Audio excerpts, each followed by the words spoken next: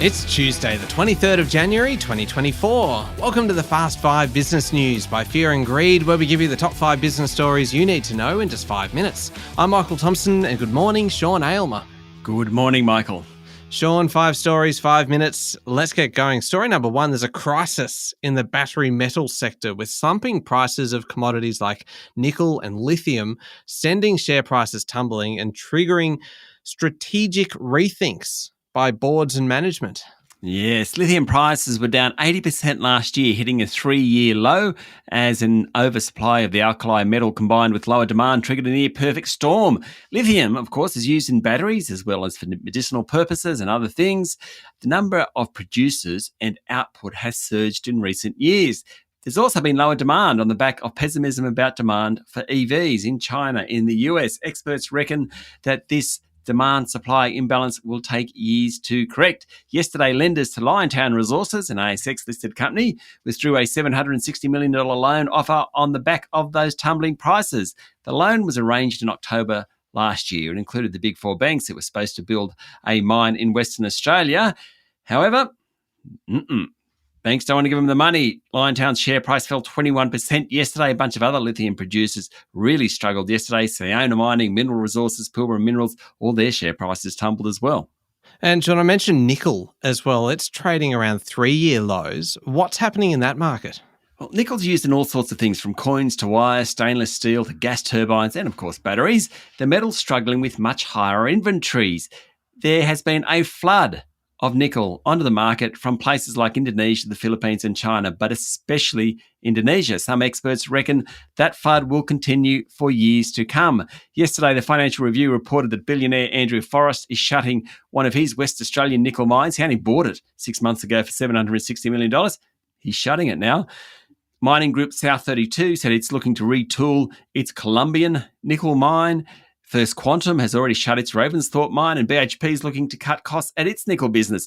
Plenty going on in the battery metals businesses. There certainly is. On to story number 2 now. Prime Minister Anthony Albanese says the federal government has been working throughout January on new options to help with the cost of living pain being felt by pretty much all Australians. Yes, ahead of tomorrow's meeting of Labor MPs in Canberra and the Prime Minister's speech at the National Press Club on the economy on Thursday, Mr Albanese said the government wants to help people without putting pressure on inflation. He said the government's willing to provide low and middle-income earners with support. He also wants to bring down prices at the checkout. Now, as part of this, yesterday, Energy Minister Chris Bowen announced a deal between Esso, the East Coast's largest LNG producer, and the government for new supply that will be pumped from the Bass Strait project. The increased supply, theoretically, puts downward pressure on wholesale prices, and hopefully that means lower household prices. Yeah, hopefully. Story number 3 is linked, I suppose, to story number 2 in that it's still in the political sphere. The Prime Minister is confident the AUKUS deal would survive a Donald Trump presidency. It's not a moot point because the current deal was signed under the Biden administration, and plenty of Republicans are worried about submarine knowledge leaking to Australia, or at least outside the US. And let's face it, Trump isn't the most consistent of politicians. Interesting that Albanese's talking about it. It came closer to fruition yesterday when one of Donald Trump's main opponents for that Republican presidential nomination, a guy called Ron DeSantis, Florida government, he pulled out of the campaign. He said that it was pretty clear that most Republican primary voters want Donald Trump to have another run at it. Story number 4, we talked about cost of living pressure before, Sean. Well, how about this? Rent prices have hit a record high, with the national median rent value now just over $600 per week, meaning renters are paying a median annual rent of $31,252. What's that like after tax? $45,000 or something or other? I mean, sort of pre-tax, you've got to earn $45,000 to pay that. Incredible. It's a lot of money. Rents have gone from $437 per week in August 2020 to $601 per week last month, according to CoreLogic. For the past 3 years, growth in rent values has been 9.1%, way above inflation and definitely above wage increases. The average annual growth rate in the 2010s was just 2%. No wonder renters are finding it tough. Key reasons for the jump in rents: the average household size has fallen.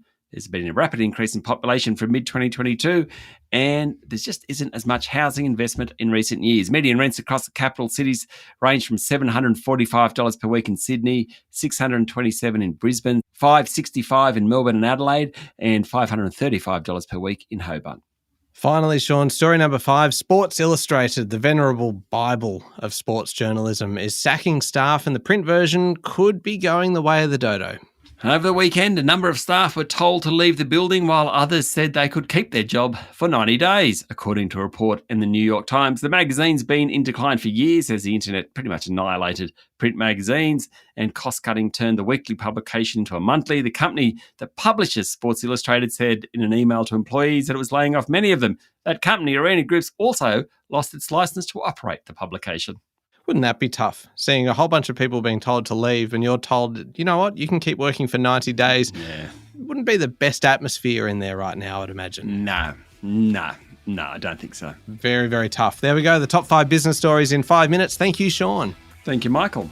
It's Tuesday, the 23rd of January, 2024. Remember to hit follow on the podcast. If 5 minutes isn't enough, you can find our longer daily show called Fear and Greed Business News wherever you listen to podcasts. I'm Michael Thompson, and that was the Fast 5 Business News by Fear and Greed. Have a great day.